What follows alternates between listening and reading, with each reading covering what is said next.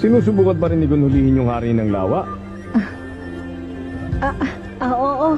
Araw-araw nga siya nakaabang sa lawa. Isang linggo nang walang humpay.